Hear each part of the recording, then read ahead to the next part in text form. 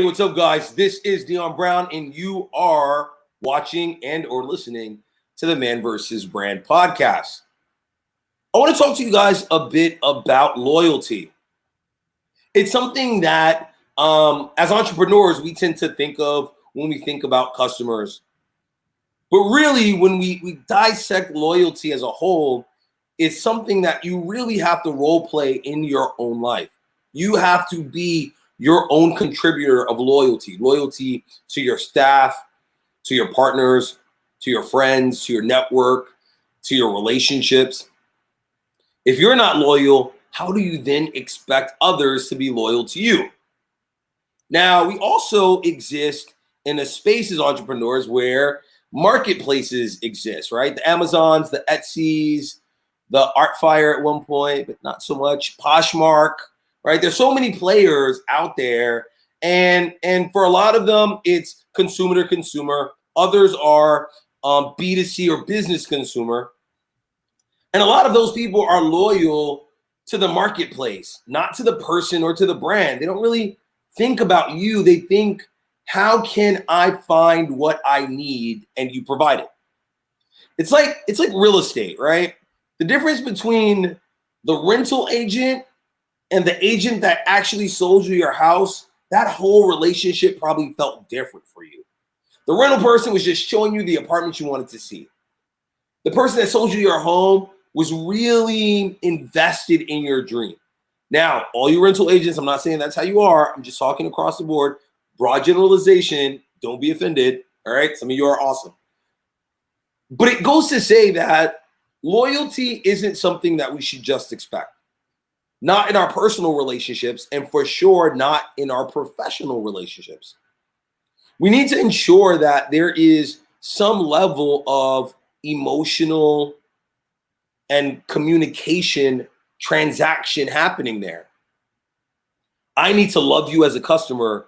You need to love me as a brand or a provider. I need to talk to you as a person. You need to understand my value as a provider or a brand. And if what we're doing isn't dialoguing, if what we're doing isn't sharing, if you don't understand the love language of your customer base, then you're probably struggling in other spaces in your relationships too. Because the same type of investment, the same type of thought, the same type of listening that it takes, whether it's metrics or sales or conversations over the phone or dinners, that it takes to maintain a healthier relationship, you're going to find it's a lot of similarities. So I'm here with Lesley Hensell, and she's going to talk to you about the work that she does. Now, she's been cited for her work in Amazon, being an Amazon retailer, right? But what I think is more important is that she really has a few talking points about family, about being your best self as an entrepreneur, and then about also killing it at Amazon.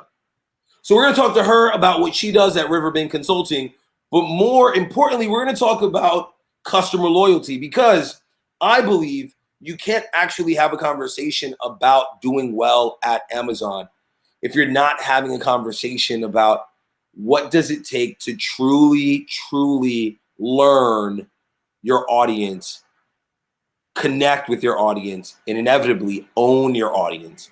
Not own them in the way that you control their behavior, but own them like a person does that owns something that is cherished by them, that they want to keep forever, that they want to travel with them wherever they go. How do you earn ownership over that customer body? We're going to talk about that. We're going to talk about Amazon. We're going to talk about family. We're going to talk about a whole lot on this podcast. So let me introduce you guys to Lesley. Lesley, how are you? Hey, Deeon, I'm great. Thanks so much for having me on. And what a great introduction to some really fun topics today. Absolutely. I'm glad to have you. Thank you so much for taking the time to be on the podcast and for sharing with us what we will discuss. So talk to me, like, how did you get involved with marketplaces? I'm going to assume maybe Amazon might not have been your start. So how did you get involved in e-commerce and more specifically in marketplaces?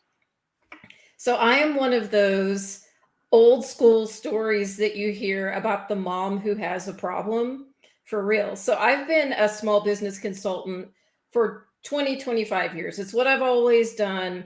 Done marketing consulting for small businesses, done operational consulting, some PR, all the things. But then I came to a time in my life, I've got two little boys. They're not little anymore. But when we're talking about, I had two little They're little boys. to you forever, right? Like, that's okay. I look I look up at both of them now, but yes, little to me forever. And at the time they were little, and I had one who was diagnosed as being on the autism spectrum, had dysgraphia, dyspraxia, all these disabilities and challenges. And my husband and I were really at a loss. He just could not succeed in school. And I had to figure out something to do because we decided we were going to homeschool him, but we didn't really homeschool. We did a whole lot of therapy, all the kinds of therapy. So, how do you go from being someone who works a lot of hours one on one with clients to someone who is homeschooling a kid who needs a ton of attention? And Amazon was really my family's solution. We started selling on Amazon. My husband would work all day. He'd come home in the evening. I would find inventory, set up our listings, and on the weekend we would ship all the product to FBA. And we did that for a few years until my kiddo was ready to go back to a traditional school. And Amazon really saved our family in that way. It provided this great opportunity for us to focus on what we needed to. And if you go to like an Amazon conference and talk to a bunch of sellers in the room, you will find so many people just like me who had a very real family problem, and Amazon and eBay and selling online was the solution. It's really fantastic. It provides so much opportunity for people to be flexible. So after my kiddo was back in school, I still sell online to this day. That was, oh gosh, almost 12 years ago. But after that, I started doing consulting for Amazon sellers because there was so much opportunity in that space. So let's kind of backtrack a bit, right? Because what I hear in your story is you had been really solid at doing one-on-ones with your clients, solving client solution. I imagine solving complex client solutions, right? In a multidiscipline sort of area, right? So you mentioned PR, operations, right? General business. And then you realize that you're gonna become a one-on-one for your son, right? You're Right. gonna be that type of coach that you've now been for your clients, except you have one now. You have this one person who all of your years of expertise, of understanding communication, of understanding conflict resolution, on presenting information using different learning models, everything that you've been talking to everyone else about, you now had to utilize it, and you had to utilize it for someone that you were deeply, deeply invested in, right? Invested in this person succeeding, right? So the moment that you determined that you were going to shift your energy and resources, not maybe shift is the wrong word, because I think anyone who's a parent, you have your energy and resources for your child, but you were going to shift the part of you that was reserved for your professional self and shift that into learning and therapy and understanding for your son, right? What was that moment like for you when you made the shift? Because I imagine this is before you kind of knew that Amazon was going to be a solid answer for you, and before you knew that it was going to work out and you could scale a business. This is just you making a determination about triaging the most important thing to you and who would have the best resources to provide it in that moment. So what was that time frame like where you knew you had to make a decision and you ultimately made the decision for yourself? It was scary, but it was also a relief.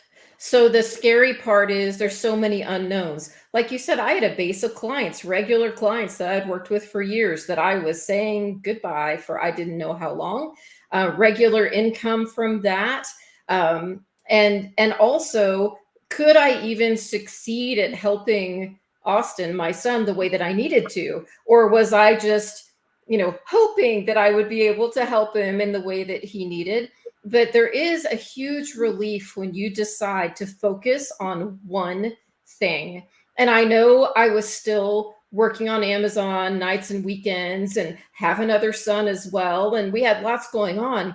But all of the focus that before I had for all these other people were now just focused on this one project, on my kid. And that was a tremendous relief because before I was splintered so many different directions and still having the same doubts and fears about him and his future. We didn't know if he would ever live independently, if he could hold a job. There were so many fears already there that there's a relief when you say, okay, I don't know if I'm going to solve it, but if I focus everything I've got on it, at least I will know I am giving it everything I've got. Because I think that oftentimes when we hear these stories around Amazon, there's a bunch of other brands that I won't name, but you hear about sellers in marketplaces where everyone's story sounds aspirational in such a way that I think it feels disconnected for a lot of people, right? And I think a lot of it, actually, we've talked about this on the podcast extensively because I have a passion for what I think the alternative is. But let's just kind of talk about the two, right? So we either hear the performative success, right? Like, look at my checks, my cars, my house, my right, like Amy, tell them how much you made last week, and it's like I have a check for 150,000, right? And it's consumable, it's quick, it's IG friendly, it's Snapchat friendly, right? Cool. That's one side.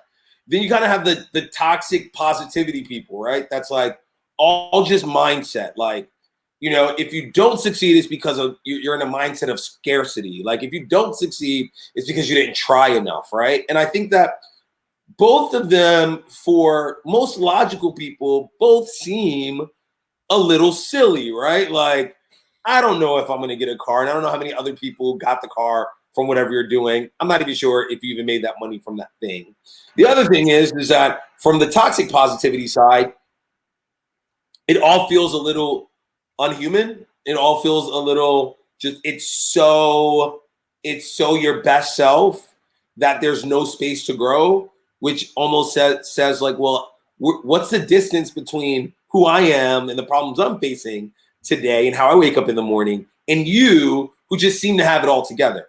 What I think what's interesting about your story, though, is that though it seems aspirational in the way it's told, it's also because it was driven by a problem that you needed to solve, right? And I think that that's one of the most important stories that I don't find that comes out of marketplace stories, specifically Amazon stories, right? Is that a lot of the individuals that are successful because it was formed from a need, a need that they had to fill, and the resources weren't there like they are now during the pandemic where everyone can work from home and everything's kind of feeling a little different.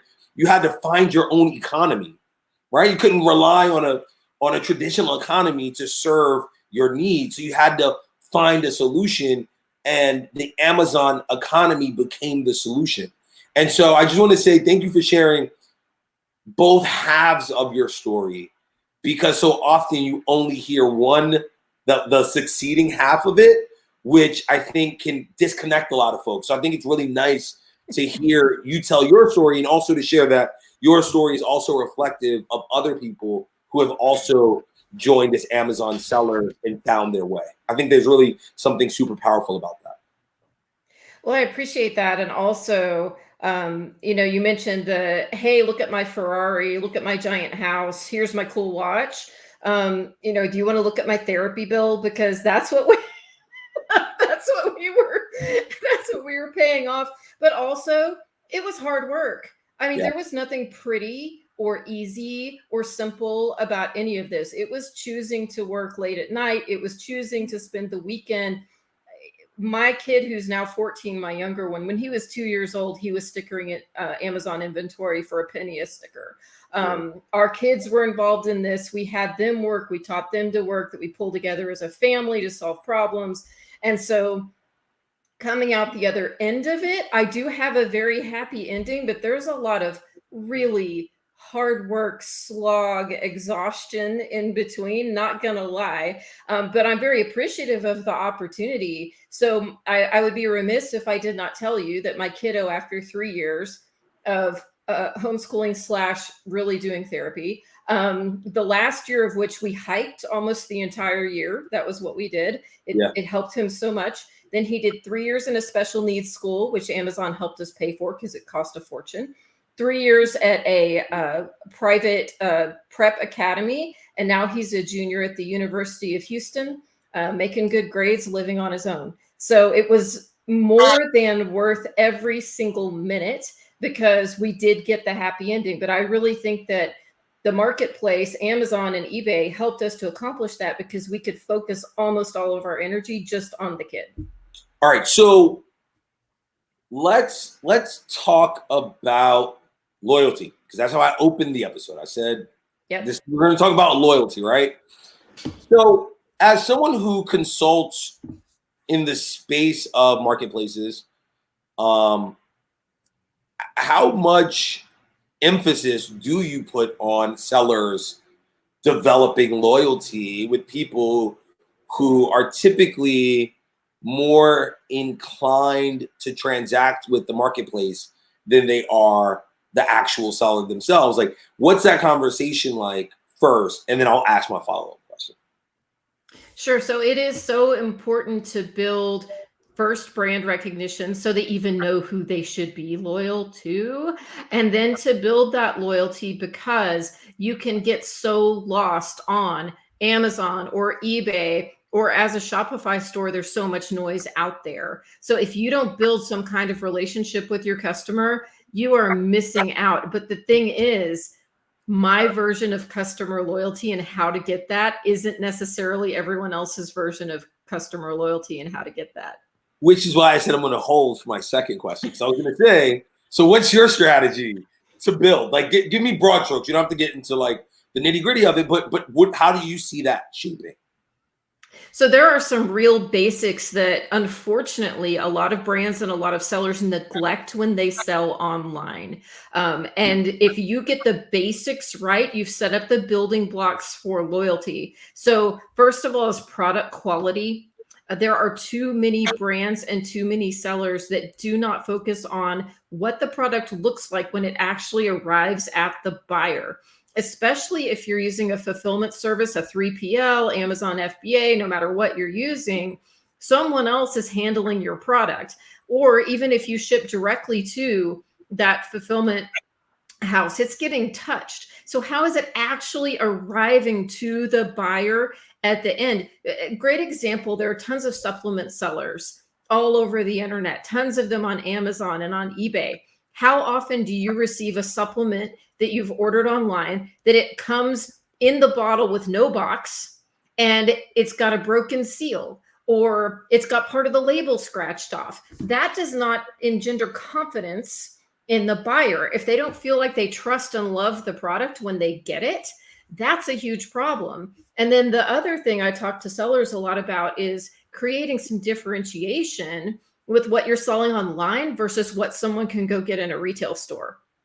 So you can build loyalty just by having bundles of your branded items that they can't get somewhere else. I recently bought some cereal. It's called Magic Spoon. Have you seen Magic Spoon cereal? It's supposed to be like kids cereals, but for grown-ups. So No, it's got I'm interested. Yeah.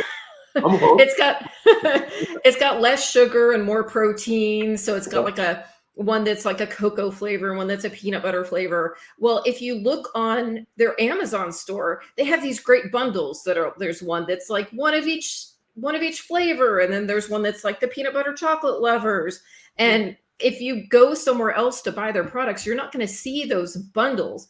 A lot of the CPG guys who sell food products, man, they do such a great job, because when you receive these bundles, they're nicely boxed in a box that's more like a carton, that's their own branded carton. No damage can be done to those products. They arrive to you perfectly, and you build loyalty, because I can get that bundle on Amazon easily, one click, that I can't get somewhere else. It's a way to build loyalty just through your selection, your bundling, and then making sure that it actually arrives to me exactly how I want it, or better than I wanted it.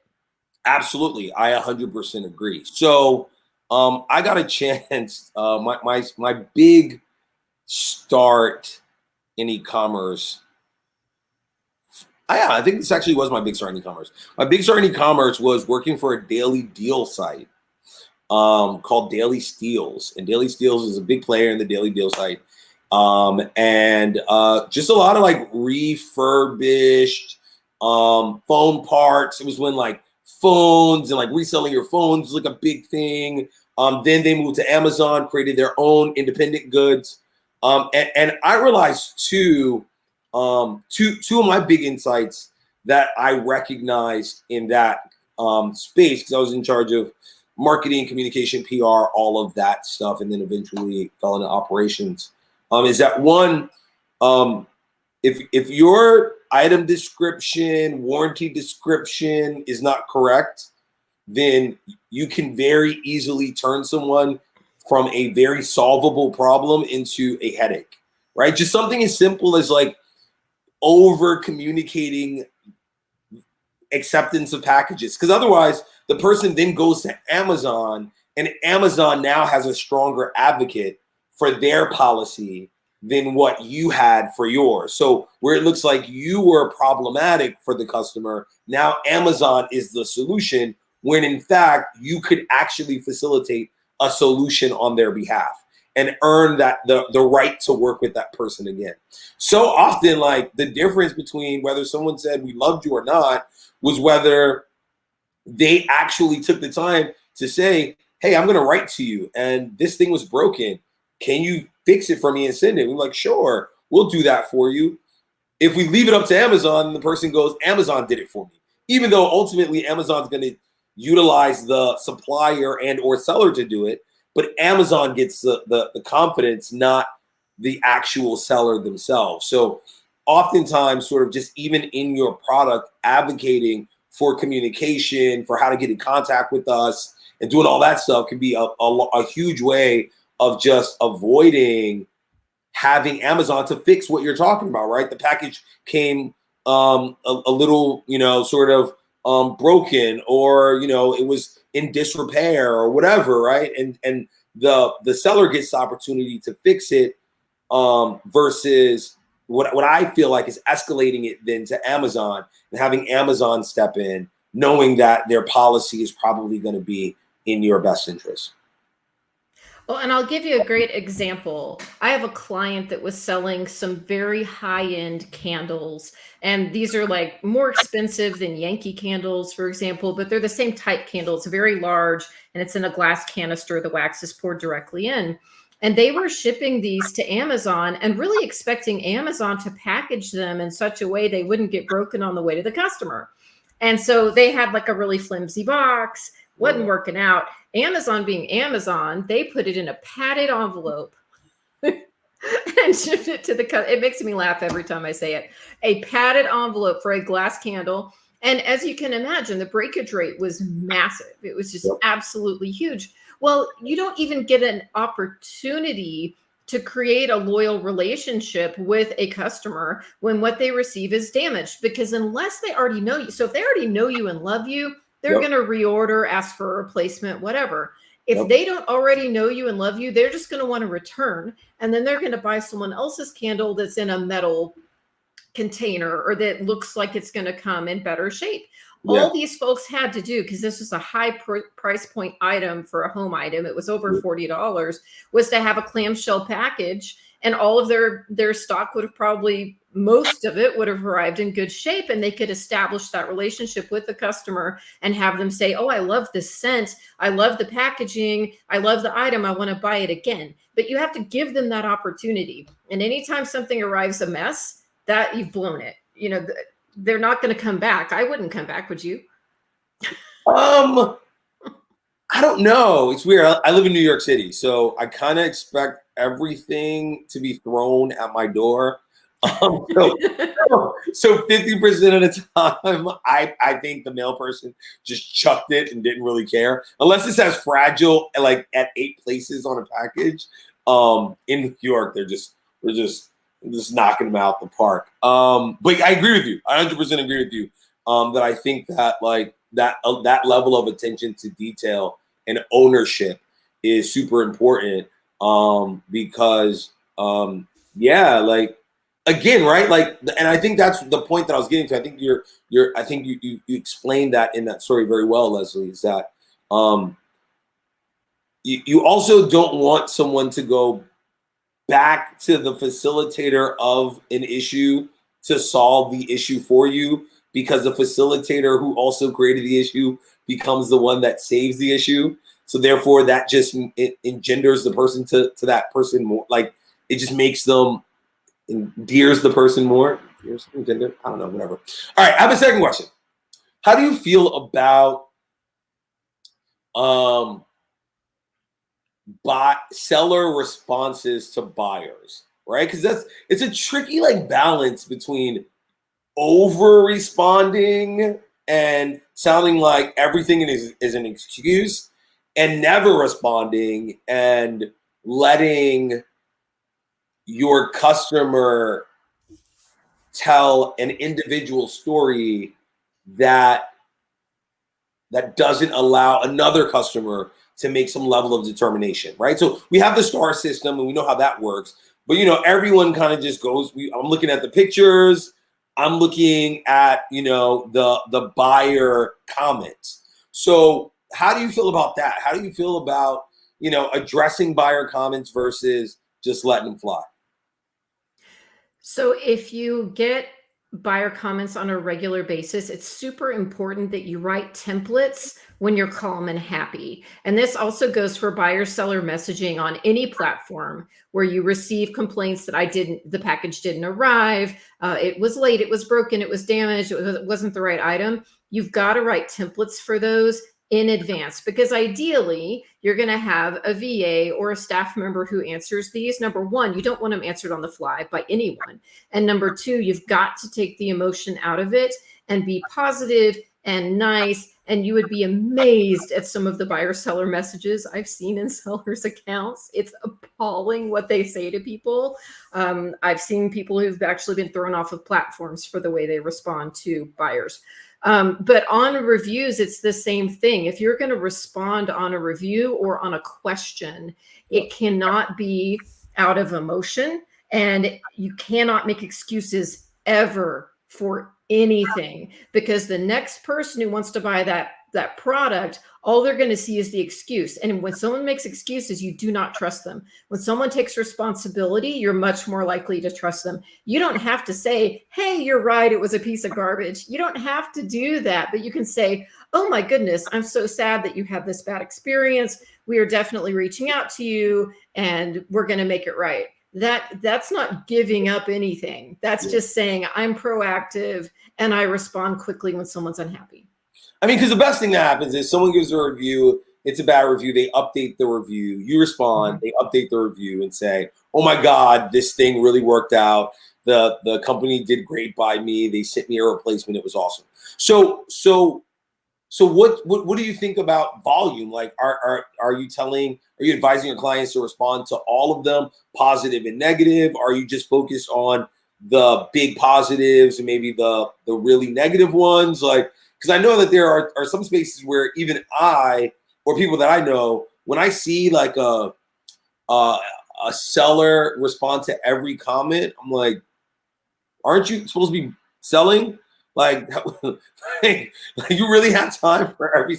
And I don't know. For me, it just becomes like it feels like overcompensation a little bit more than it does communication. Then when I see someone respond to nothing, I'm kind of like, oh, well, apparently you don't need the business because you don't care either way how someone's experiencing a product. So what do you think is a good balance in terms of communication when it comes down to reviews and comments?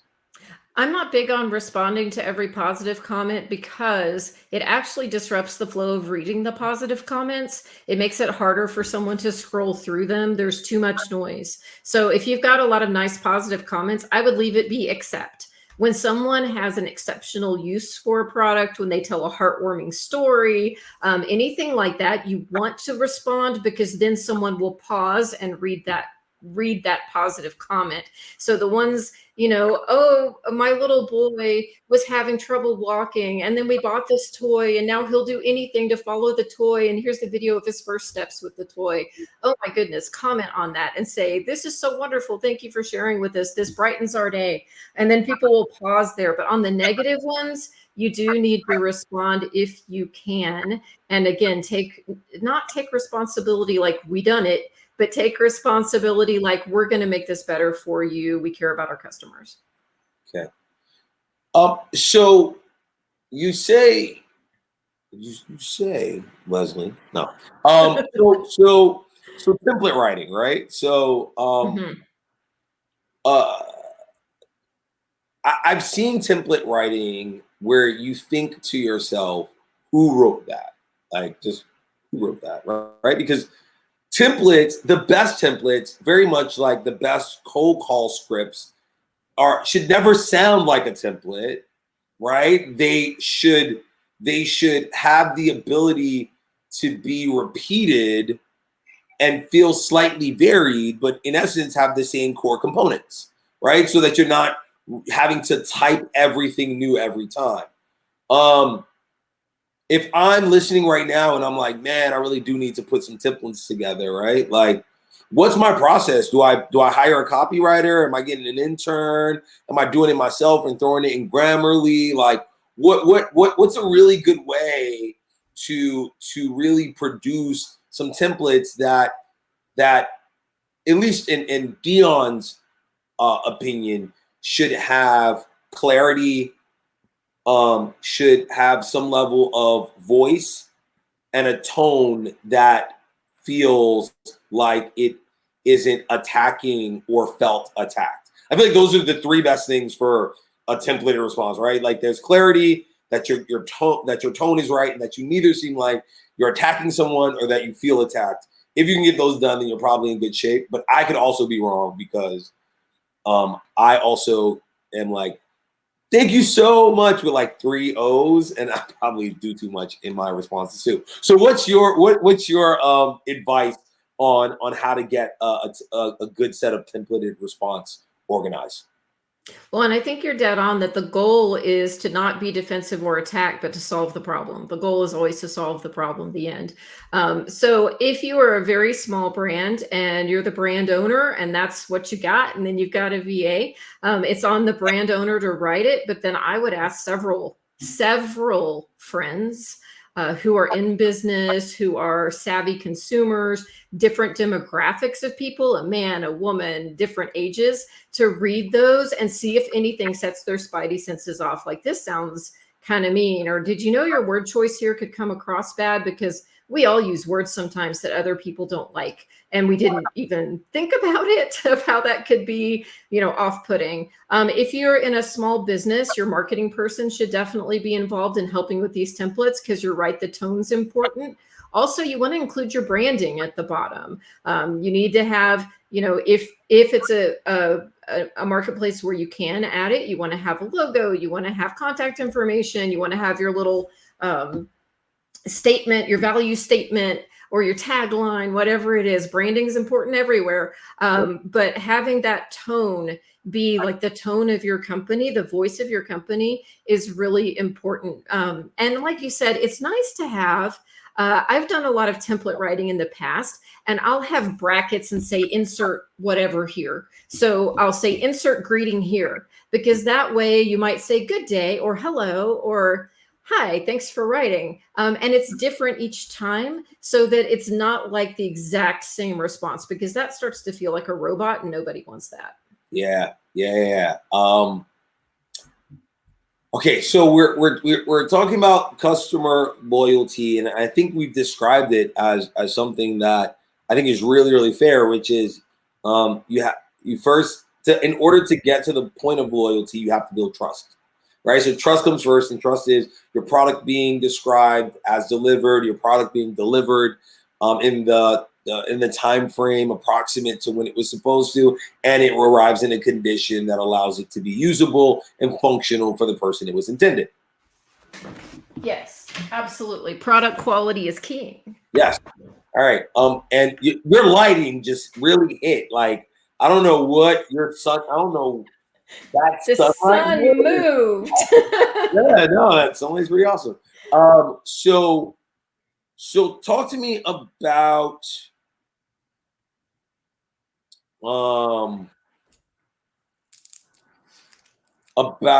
metrics, right? Like I mentioned sort of owning your customer, but can you really do that in a marketplace? Because in essence, it's really their customer and you're just a provider, right? So do you get metrics to know like how many customers have fell off? And is there a way for you to track that and figure out like how to get those people back in line with your brand? Or are you really just kind of beholden to the marketplace that you're in? And if that person hasn't communicated with you outside of that platform, if they're allowed to, then you're really just hoping that they come back to you, or hoping that you're in their feed for a recommended item the next time. So there are reports that you can run on Amazon. You can easily see on eBay and some other marketplaces where you can see repeat buyers. How good is that data? It's not great data. One thing that you should really shoot for on Amazon specifically is subscribe and save. If you can set up subscribe and save, that is a magical customer magnet. That's where someone can choose. They can say, I want this delivered every 6 weeks. I want a quantity of 2 every 3 weeks, whatever it is. Once you've established that kind of loyalty, it's mailbox money. It's fantastic revenue for sellers. And you would be amazed at what people will subscribe and save to. I used to think of it as only food and like supplements and maybe some makeup or like face care kind of things. People will subscribe and save to socks. People will subscribe and save to all kinds of items that you would not imagine. And if you go on Amazon and look around, you'll be like, oh my goodness, that doesn't even make sense. Wait, hold on. I want to validate this for folks. I have on my subscribe and save toilet tissue, toilet paper, dishwashing detergent, laundry stuff, but I also have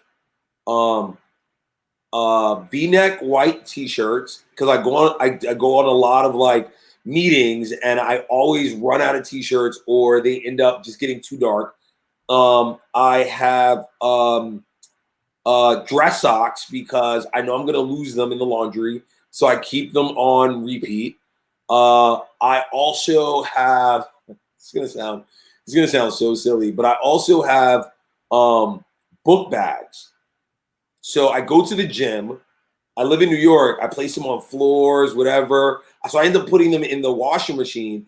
My book bags only have about 2 months of wear and tear before I can't use them again. And by the time I realize I can't use it again, I need it, right? So like one day, just one shows up at my door. I put it in about a week and a half after it shows up. I'm like, God, I'm so glad I can throw this one away. And I pick up the next one. And so I 100% agree with you. There are things that literally I should be going out and purchasing, but the price is great. The fact that I don't have to think about it is amazing. And the fact that it's kind of on a timer that aligns with, something else that I have, candles. Because usually at about the 3-month mark, my candles go out and I have to go get candles. And I hate like Marshalls and I hate big lines and all that. So those are all my thing too. So I 100% agree with you, right? It's not just about perishable items. It's not about like just kind of those consumer goods for the bathroom and kitchen. Like that subscribe and save, just it works all throughout your house. And so, yeah, if you're a seller right now, she's 100% on, because I definitely, probably half of my purchases per month are just automatically deducted and sent to me specifically from Amazon. Don't know about a lot of other marketplaces, but specifically from Amazon. And that is the ultimate in loyalty right there. Someone who just has an automatic order setup. I have an athlete in my house who, despite being 14 years old, has giant feet. And so I have these socks that come every 6 months and you can make it 6 months to replace his socks that he wears out, because we have to get the size 13 to 15 socks for him. And I have them on order because if I wait until he's out, it's too late. It takes a while to get them. So I know I'm not the only one. And once I love a brand, I'll put it on order. It's such a great opportunity. And that is where things like Prime Day and this new October Prime Day and where Black Friday and Cyber Monday come in too. People think that the consumer is just buying like electronics and cool appliances and gift items during those times. That is not true. You can move anything on a marketplace during those time periods. Everything you sell goes up in volume. And so these are great opportunities to do special deals, like Deal of the Day and Prime Day deals. All of these, you advertise leading up to them. You get someone to try your product, and then you cross your fingers and you hope that you can get them on subscribe and save, because that right there is a way to create, like I said before, it's like mailbox money. These regular customers who love you and who now have added you to their rotation of goods that they're receiving on a regular basis. So all of these sales periods in these special times are an opportunity to say, what is our strategy to have more people on subscribe and save? So at what point in my year should I really be thinking about it? Or I guess maybe backtrack from the day of. So let's say I'm thinking Black Friday, I'm thinking Cyber Monday. When am I really starting to plot my marketing? When am I starting to plot my strategy? Am I thinking about it in July? Am I thinking about it at the top of the year when I'm planning out my year? Am I thinking about it in September and working through to get the marketing out in October for November? Like, what from let's say a median of your experiences and your successful client experiences in driving sales and having the correct marketing for a particular date or a particular event that's happening in a marketplace like Amazon, what's a good amount of time in order to make sure that you're prepared? Let's say for your first one, maybe the learning curve is shorter the more years you do it, but let's say your first one, how much time should I be allotting for me to kind of figure out my products, get my marketing right, and then be prepared for that day? So let's use fourth quarter as an example. So we're looking at peak. And so peak is really from like Black Friday until about a week before Christmas. That's peak sales. So you back it up first to, when do I have to land my inventory? So most people are trying to land their inventory and get it into a warehouse, whether with their 3PL or whoever's fulfilling Amazon or whoever. They're trying to get it there by September. It's for safety reasons, especially now in the past couple of years with all the logistics issues. You don't want to land it just in time. That's too dangerous. So if you're landing your inventory in September, when are you ordering it? Well, depending on your source, a lot of times that's backed up to about February, right? So February, March, you're ordering for that September order. So you better have in mind then what your potential loss leaders or best deals of the day are going to be. If you're going to if you have a family of products in your brand, what is the one you can put out there, give a great deal for a Cyber Monday? and have a huge discount, do some great PPC advertising you can invest in up to that, and then get people to look at your entire family of products based on the success of that, deal of the day or Prime Day deal or Cyber Monday deal. You'd be amazed at how much volume you can do off of one great deal on one ASIN. It's incredible. But then you pick up your PPC ads and your display ads to the audience that you've learned about from that deal and advertise your entire family of products in your brand to create a funnel. So how much time do you need? Well, if you're ordering the products in February, March, you should be outlining that strategy by early summer, because you're going to have to budget the funds you need to funnel people into your entire line off of that one great deal. So well, we're going to talk about a few things. The first thing, though, is kind of overall strategy. So what you're saying is that you also you want to prepare for the event, but you also want to leverage that event to then sell the products, the other products that you weren't focused on maybe specifically for that event. And you want to serve those to the same person who was interested, the same buyer that was interested in that event days or that Amazon, whatever the day is. You want to then leverage what you learned about that customer then, and then serve them up some other products. So you're not really just focused on the day and marketing for the day, but you're marketing for the day so that you could then remarket other items to that customer. Absolutely. So smart money, if you have a great deal, you can't just put up the deal. You do PPC ads for a week ahead of time, maybe 2 weeks, maybe a few days, depends on your category and the kind of competition in that category. Yep. But then you would be amazed at the long tail sales that you will get after the price goes back up. So say you did a 20% discount for 2 days, then the price goes back up, it's at 100%. You will continue to reap the rewards of the PPC budget plus that deal that you made for the 20%, 30% off, with long tail sales, better bestseller rank, better SEO inside of the algorithm of whatever marketplace that you're on. You're going to reap that for some time and see elevated sales from that one deal.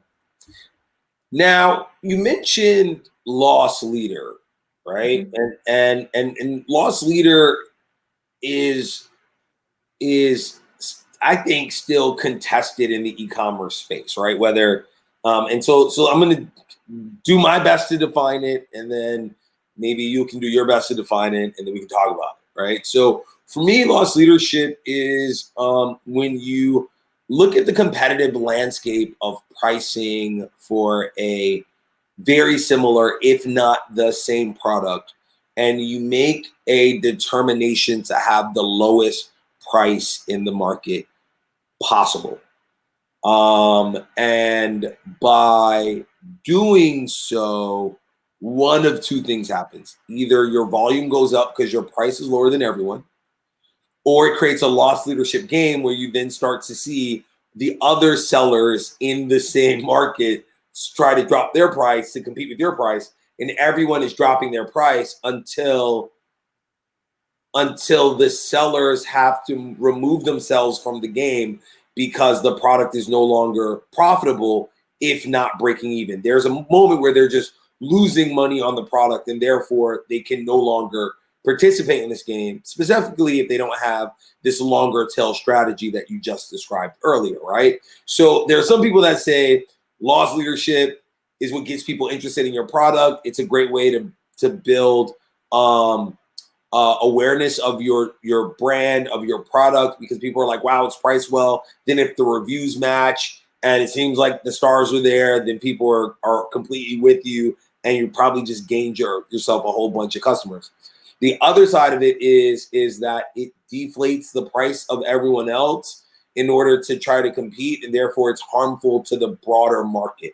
What do you feel about it? So generally speaking, over the last 10 years of e-commerce, I'm not a fan of race to the bottom. And I think that sellers do a lot to hurt themselves when they think they're hurting the other guy by exactly what you're talking about. However, in our current market state, I think we're going to see more and more of this. And I think that some brands are going to have no alternative but to have a loss leader or a very low priced item to try and draw people in. And I'll tell you why. I've got a lot of clients right now who are still holding last year's Q4 inventory. And the reason is because it did not land until January or February.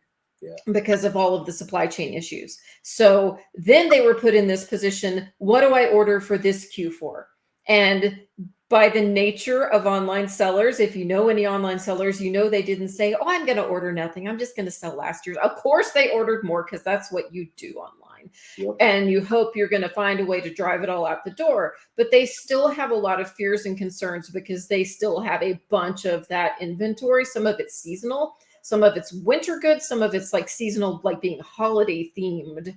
And there's a bunch of it in the marketplace right now. So I think because of that pressure, you are going to see more people willing to drive down their pricing at the end of 2022 than you're going to see maybe in the last 10 years. Got it. Okay. And that's interesting, right? Because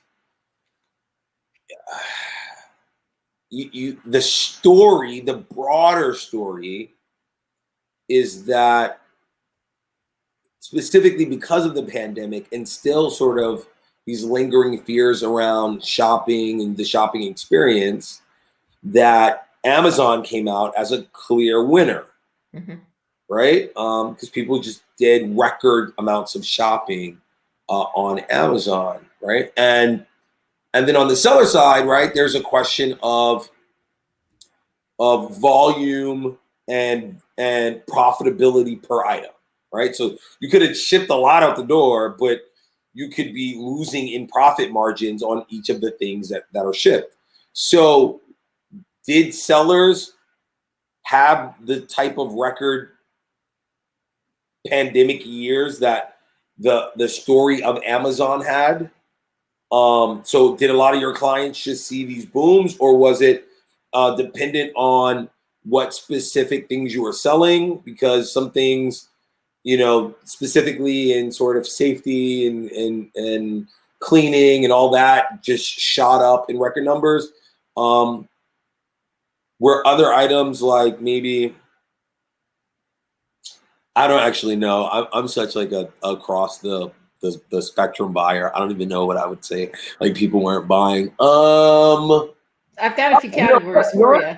I'm gonna say maybe like protein supplements, because maybe they weren't going to the gym as much because access to the gym. So if you were in that like whey protein type space, might have not really done that well because people were just kind of like, no, I'll pass. Like, there's no gym for me. I don't know. I'm looking around, like trying to figure out something that I would have passed on. But the broader question and the central question is, were sellers able to do as well during this pandemic period than what the story of Amazon's overall success in the pandemic was? So is that what you're seeing? So on average, sellers did extremely well. And I think that on average, it tracked with how Amazon did overall. There were some specific categories that did much better than others and some that were terrible. So if you were selling luggage, you were in trouble because no one was buying any luggage. If you were selling home exercise equipment, you were the bomb, right? People were cooking at home. So at the beginning, there was this flood of demand for like garlic presses and toasters. You couldn't find a toaster, but no one was buying makeup. And clothing sales for better clothing did not exist. Now, if you were selling sweats and yoga pants, you were doing pretty awesome because we were all comfy sitting at home working, right? So there were definitely winners and losers, but on the average, everyone definitely saw the tide rise. And after there was some normalization of those categories and people started going back to work in some places in the US, I think everyone saw an increase because people still didn't want to go out and shop, right? So then all the categories were lifting a little bit. And now I don't think we're seeing it go down. We're seeing like a leveling off. combined with pressures from inflation, decreased consumer demand for non-essential items, just because of fear about the economy, and that. So again, you're seeing winners and losers, right? So the winners are essentials. People still want to buy their essentials on Amazon. They still don't want to shop. If they're like me, I hate to shop. And so Amazon comes by here several times a week. But some of the more luxury items, when you're feeling unsure, you're not going to buy the more expensive makeup. You're not going to buy the more expensive dresses. Got it. So how do you think Amazon does with cannibalization, considering that they have their own brands, right? So they have their own brands, their own Amazon brands. Like, do you as a seller ever feel like you're competing with their brands? I think Sonos, I believe Sonos might be one of their brands. I think they do like shampoo, soaps, like bathroom type stuff. I was fortunate to work with someone who came out of product development at Amazon for a bit. And so we talked a bit about this, about all of the products that they were coming out with, and more specifically that the products would have their own name, their own branding, so it wouldn't be obvious to the consumer that this is in fact an Amazon brand and not a seller that's separate and different from Amazon. So how do you feel about that? Like, not in any way to be, contested. We're still very small podcast, so this probably won't break anything, right? But how do you feel about just this sort of idea that within this marketplace, where there are sellers that are supposed to be providing products, that the marketplace itself is also providing products and naming those products so that those products are equally branded to the sellers?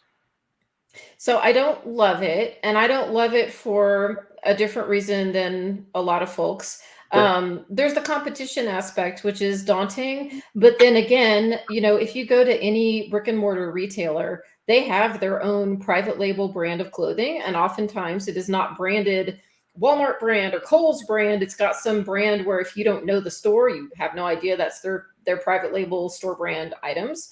And so to me, it's not unusual or strange that an online marketplace should do the same. However, Amazon has proven itself to be unreliable and untrustworthy in this area. So they have used data from third-party sellers who've developed their own private label brands, and they've used it in such a way that they have developed their own brands, piggybacking on the research and sometimes even the suppliers involved.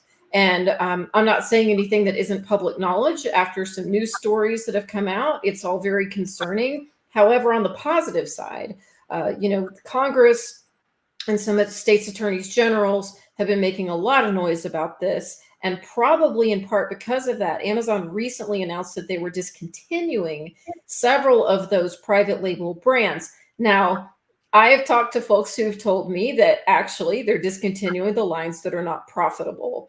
They have several lines that they overinvested and they overshot on inventory. And really, they make a lot of money off sellers, off third-party sellers. So their margins on their own products have to be pretty dang impressive for it to make sense for them to take all the risk and the sourcing and the logistics and all the things, when, for their third-party sellers, they're making 30 to 40% off each item, plus storage fees, plus all the PPC advertising, all those things. So your margins have got to be incredible to want to compete with sellers, and it's just a bad look.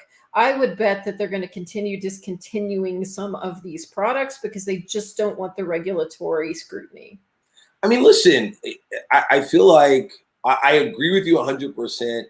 I do think that, to me, the use the use of data the use of supplier data or transaction data in order to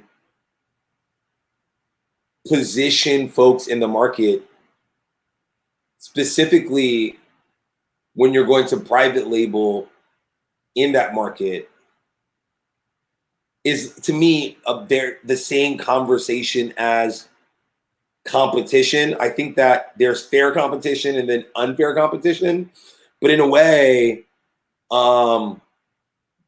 we now all know that the real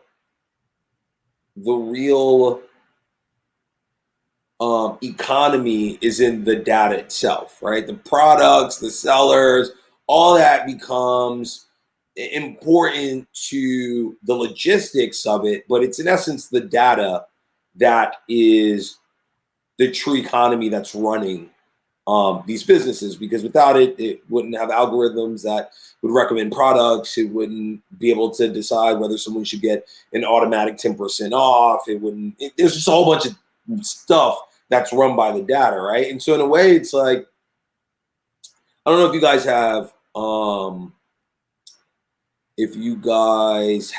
like Streeteasy. Where are you located? Texas. All right. So in New York, like even in real estate, right? Like one of the competitors in real estate was also wanted to sell and transact real estate when really they were just a marketplace. You go in there, look for places to rent, look for places to sell, and they had to make a choice in essence, because it couldn't be both, because you are receiving data, and so you're making decisions off of data. And so now we have to figure out whether you parse that specific data from a landlord and separated that from the data that you got yourself, right? And it all becomes tricky, right? And so I think it's interesting, right? A little different than walking in a store also is that the user determines their path in a store. You can have point of sale stuff anywhere and lead people. And we know that places like Walmart and Target have become specialists in leading people, but ultimately it's the person that decides this. In online marketplaces, it's facilitated for you, right? Because in these platforms, you are being shown what you already purchased, what you might like, right? So there's a level of discovery that's curated by the marketplace that in a store, you would just discover what you wanted as you wanted to discover it. So there's almost even an unfairness to that, in a way that they get to curate for you, where in a regular storefront, you sort of get to walk, in everywhere except for behind the register in the storeroom, right? Like you get a storage room, right? You get to just sort of freely follow your own path. And so I think that's interesting too, right? Is that they also not only get the data and to create the product, but they also get to curate your experience, which when it's all about your benefit is great, but there's also a space where it can also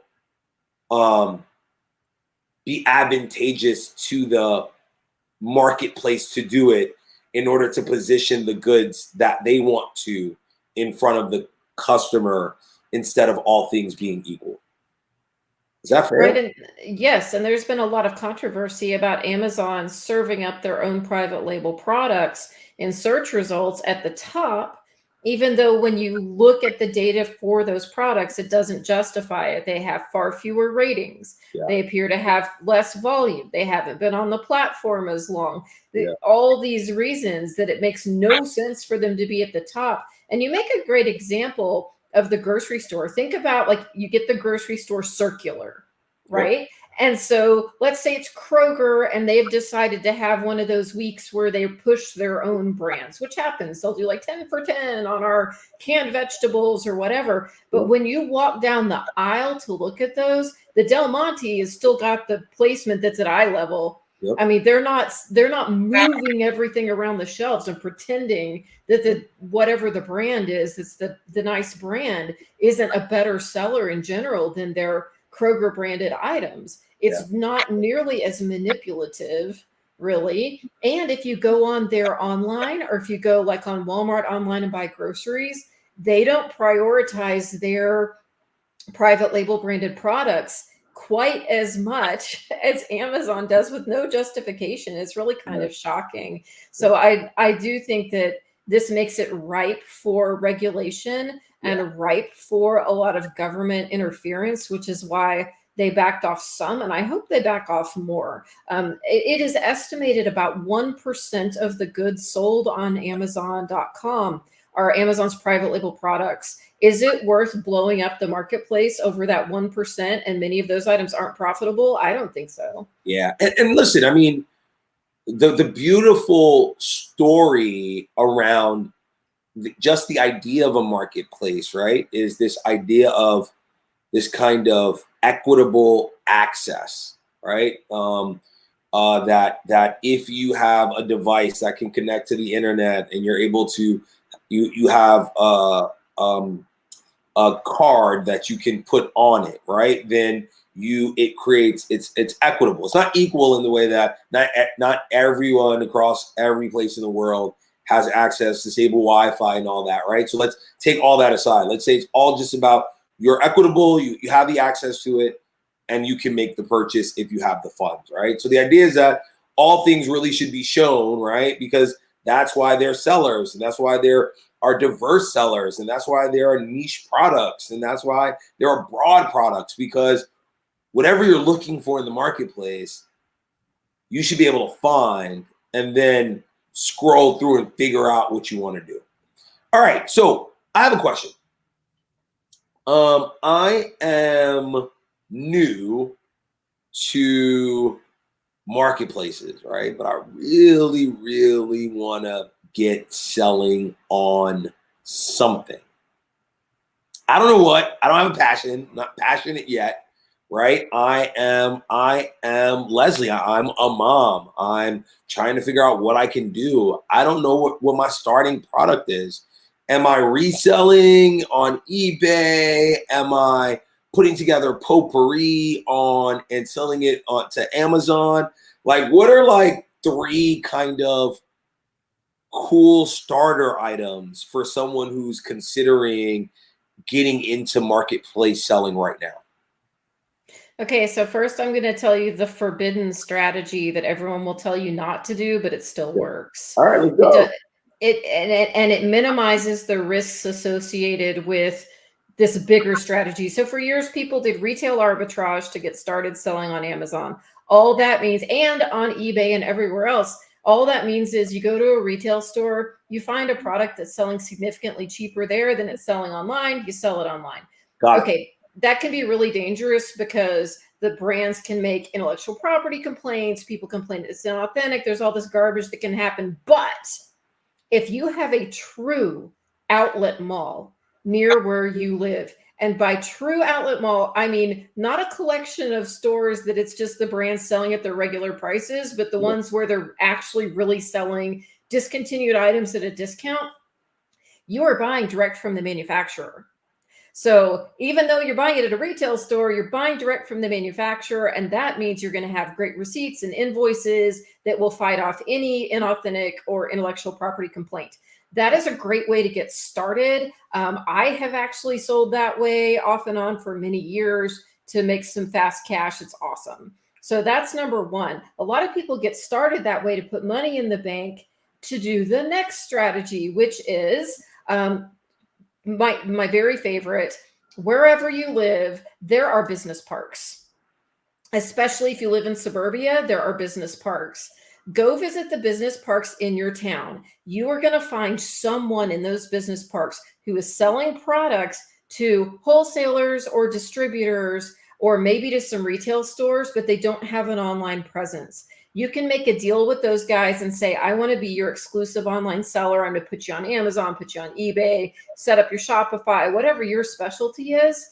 Usually you can make a deal with these folks where they will take returns on the items you don't sell. You can try and build their brand online.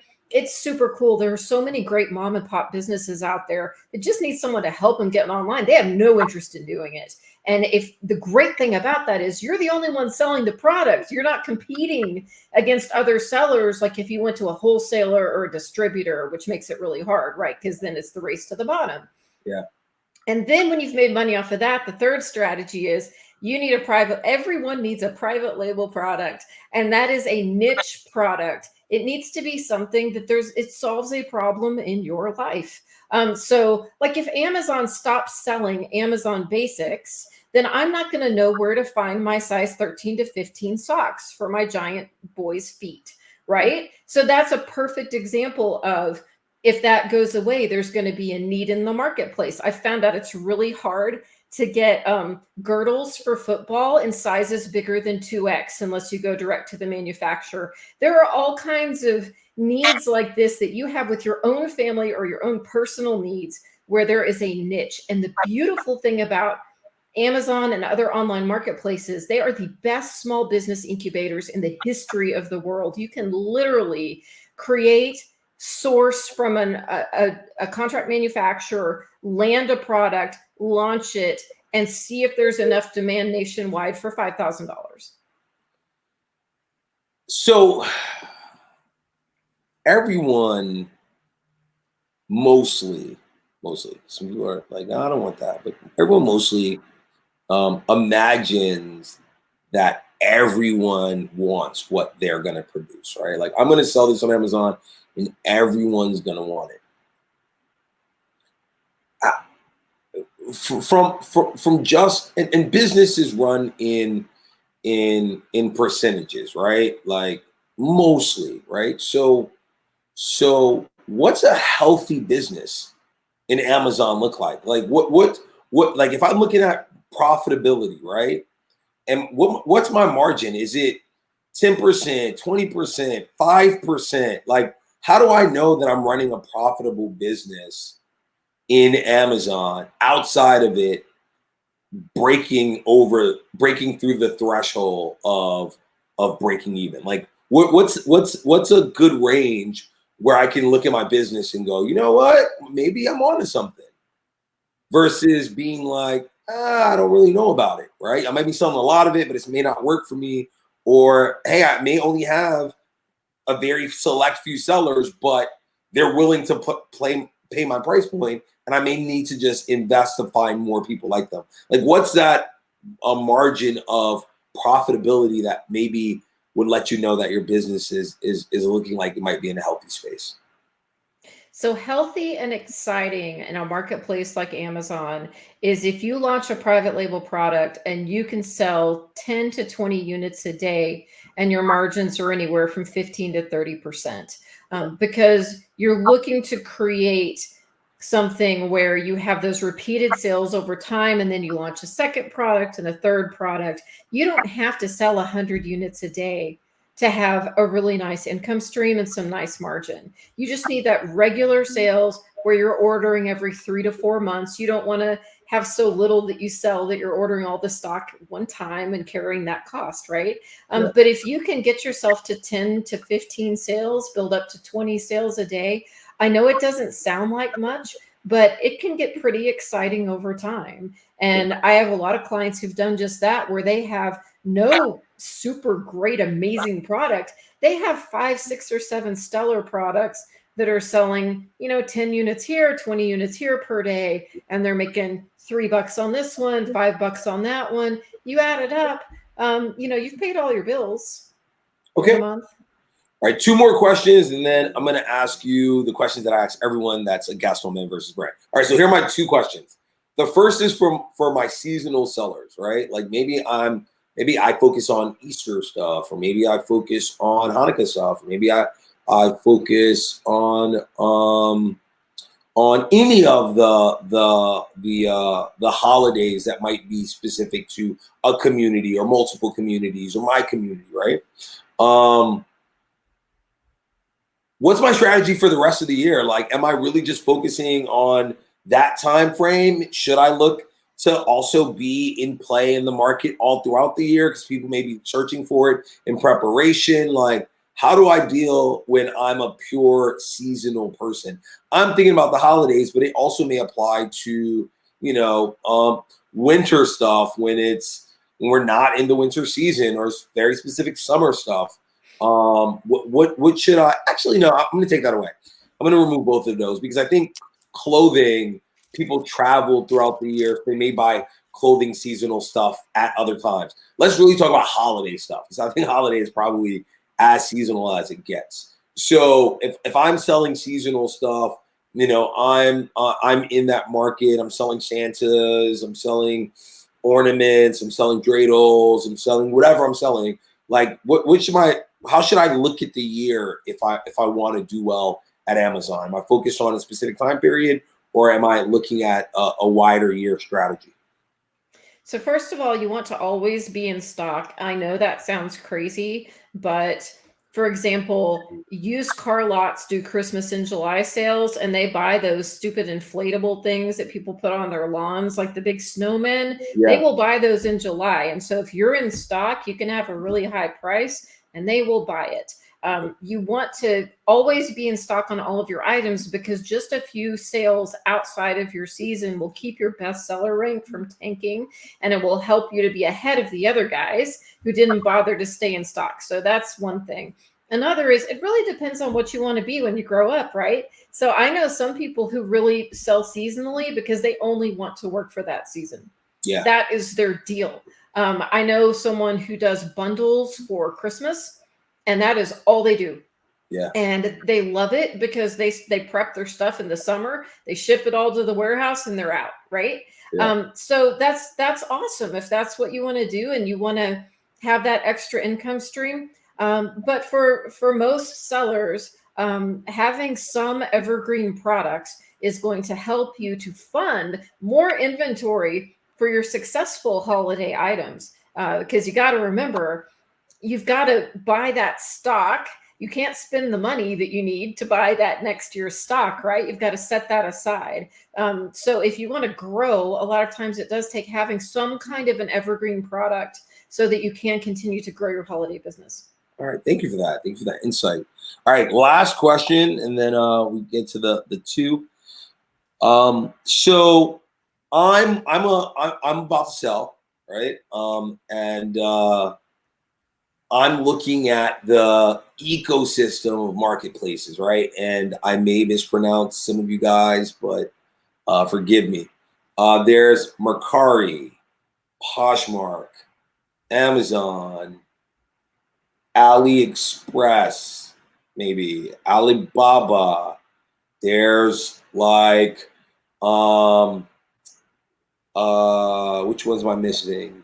I said Poshmark, Mercury. There's a bunch of them, right? Point being, Yep.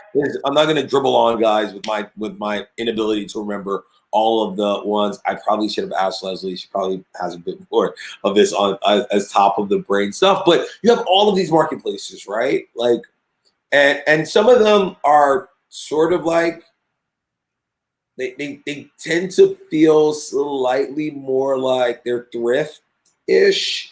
Some of them seem more like luxury resale. Some of them seem like just consumer goods and everything else, right?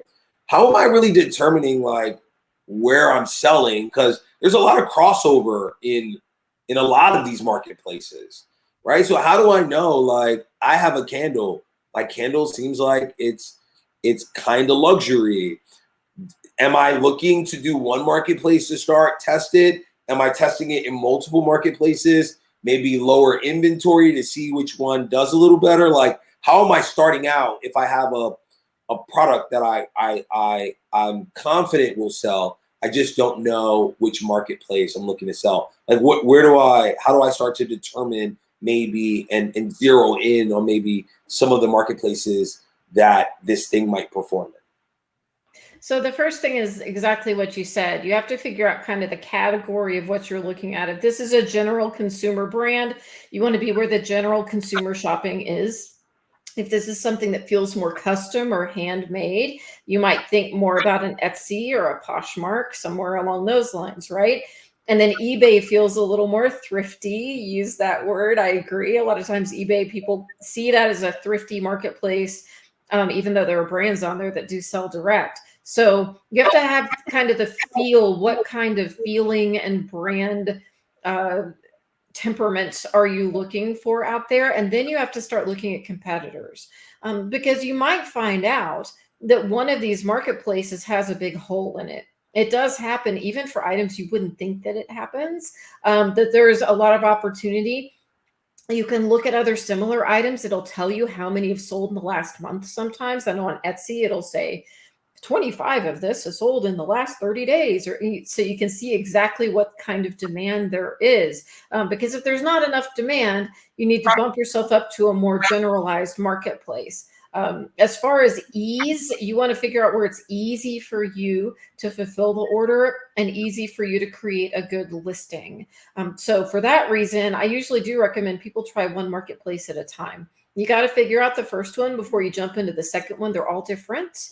And if you try and do them all at once, you can really kind of create a mess. You can also fail to fulfill because you kind of forget about one because you've got 2 or 3 others. And that's a big nightmare because that'll get you banned. Okay. All right. Well, I have 2 questions for you. I ask these 2 questions of everyone that's on Man versus Brand. Just a way for us to learn more about you and what you enjoy. So on any streaming platform, regular TVs included, what's something that you've recently watched that you thoroughly enjoyed? Oh my goodness. So this is so nerdy, Deeon. No, you would be surprised, okay, at how nerdy and how specific people are about what they watch, and that's the point. That's the whole point of this is to learn not just about you and what you're doing over at Riverbend and about Amazon, but also about like what right? It's the man part of the brand, right? Like what gets you excited? Like what do you really love? So talk to me. Let's get nerdy. Let's go. So recently I was under the weather and I was trying to distract myself. You know how when you're not feeling well, you can start to think about all the bad things going on, right? Or even imagined bad things. So I got myself over on Amazon Prime and I searched for Carey Grant. I love Carey Grant. So Carey Grant was a movie star back in the 30s, 40s, and 50s, y'all. And I went down this bunny trail and watched all of these movies that I'd never seen before, which is amazing because I'm a big like classic movies watcher. All these movies I'd never seen from the 30s and 40s. It was amazing. All these old stars. And what I found out, y'all, there are some racy movies out there from the 30s and 40s, like racy. I was shocked at some of them about like illegitimacy and affairs and all these things that you do not picture being in movies from like the 30s. Oh my. But I thoroughly enjoyed it. It was like stepping into a different time. I watched like 4 movies over 2 days, which is something I would never do. Yeah. And now I know that Amazon Prime has like 1 billion movies I've never seen. Yeah. Well, it's interesting, right? Because I remember a time period where Netflix had movies that kind of came out in like the 80s, 90s, early 2000s, and that was it. Hulu had obscure TV shows and not too much movie stuff. And Amazon had like, this is what my brain remembers, a lot of like really cool period piece type stuff, like back in the day, before everyone was making original content, before relicensing started happening, you know, before streaming became a thing. And to your excitement, or to what you're excited about, me and my aunt share a mutual love of period work. Like we love period work, right? Like anything period, we're on it. We have now moved into Chinese dynasty period pieces because we've watched most of the American and most of the European over the course of our time. So we're in that space right now. But yeah, no, I love that stuff. I love specifically like the costuming, the colloquialism, like the speech pattern, like how different speech has evolved over time. And I think as a person of color, I've learned to appreciate the things that I didn't see and the things that I did, right? Because I'd be like, well, nobody looks like me except for that one lady standing on the thing, but it would be Lena Horne, and she would have this beautiful song, and you have to appreciate Lena Horne for having that moment, and then the rest of the movie becomes the rest of the movie, right? And so even now, just kind of seeing those old school, and I don't know what era Lena Horne was in, I'm just referencing her because she, in my mind, she's in that Carey Grant sort of era, but just there's those moments where you see that person and you're like, that was fantastic. And then as an adult, to realize what it took to be Lena Horne then, you're like, wow, that woman was strong. So listen, I could talk to you about period stuff all day. I love it. So you're with a fellow nerd in that space. We're good. We're good on that. All right. So let's talk about this. Let's talk about something that if maybe I asked like your family or friends, they may not know that you are into, but you secretly enjoy it on any streaming platform or TV. What's something that you're like, I love this, but maybe it's just for you to love. Not necessarily a guilty pleasure, but it's your thing. A lot of people may not know it's your thing, but it is definitively yours. Okay, so this does fall under guilty pleasure though. Yeah. I love true crime podcasts.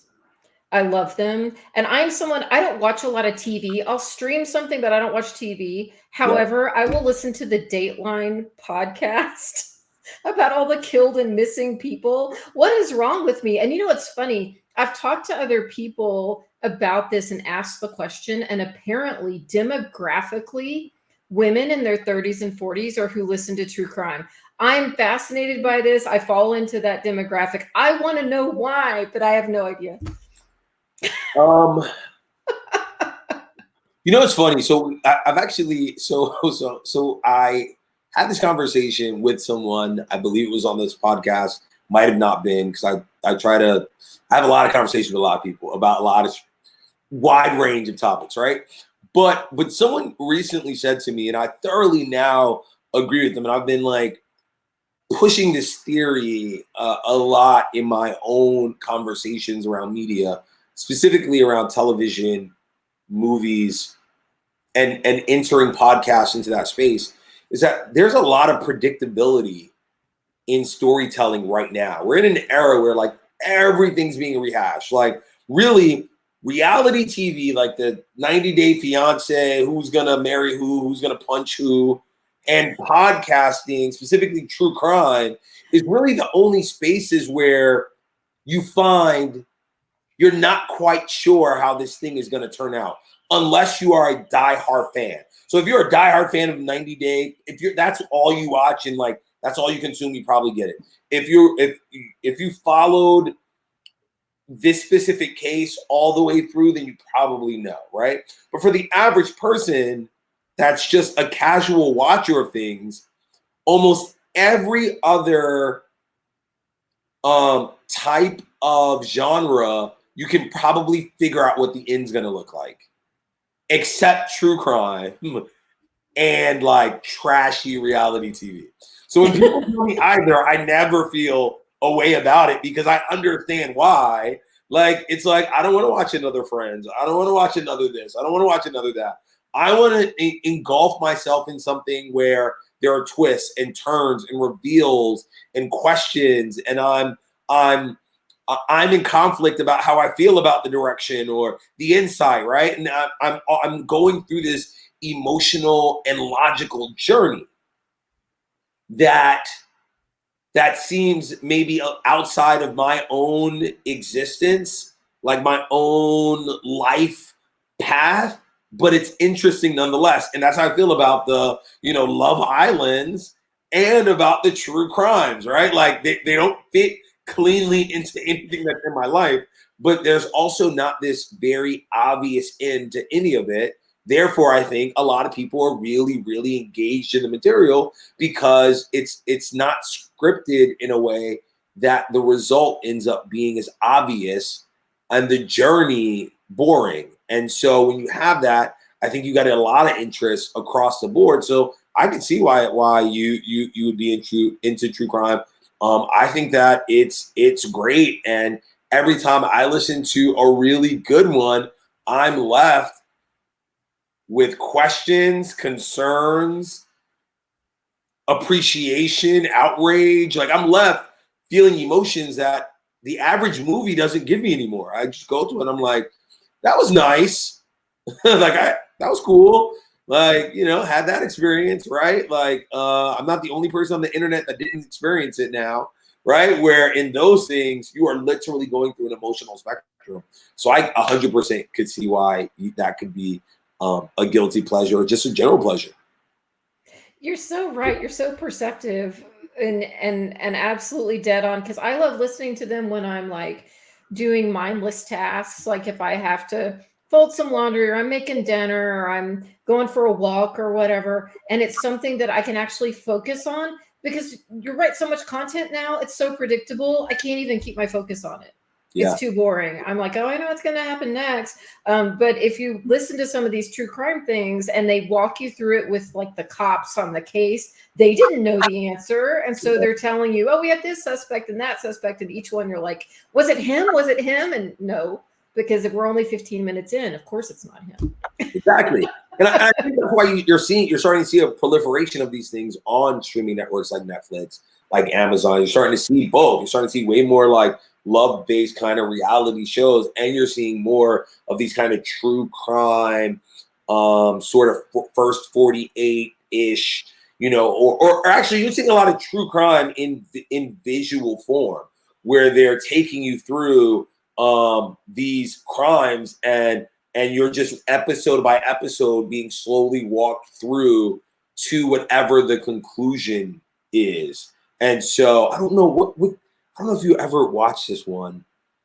I feel like I'm going to cheat up for a second, just very quickly. There was something about like a cat, like, oh my gosh, this is going to kill me. And I don't want to waste a lot of your time. Viewership, love you guys. And so too, Lesley, I don't want to spend a lot of your time.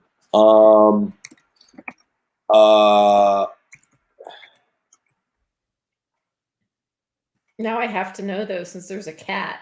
I know. Wait, hold on. The title definitely doesn't represent. It's funny. Someone somewhere is screaming the title to me right now. That's what I love about things like this, right? Someone somewhere knows it, and they're like, "It's whatever it is, you idiot." And I'm like, I don't know what it is. I'm gonna spend time trying to figure it out. Let's see. I don't. Right. Is this Don't F with Cats? Yes. Jesus, thank you so much. I appreciate that. I don't know why I could not get it, but you got it faster than me, so thank you so much.